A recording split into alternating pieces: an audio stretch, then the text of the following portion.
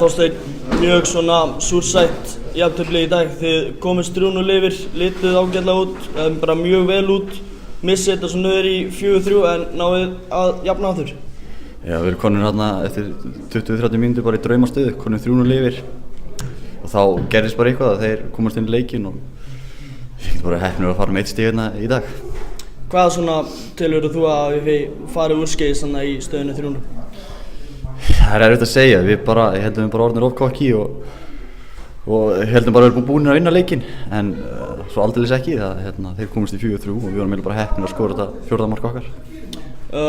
Þú og Kenan náðu að spila mjög vel saman þarna í lokin og hann náðu að skapa mjög gott mark til að bjargast í. Já, þetta var fínasta mark, Kenan gerði vel hann og við náðum að senda það tilbaka og hann kláraði það bara einstaklega vel en við náttúrulega erum bara lítum á hann leik þannig að bara töpuð 2 stig og bara hundán óvana að við erum bara með 1 stig í þessu leik. Svona klassísk spurning, hvernig lítur á framhaldið?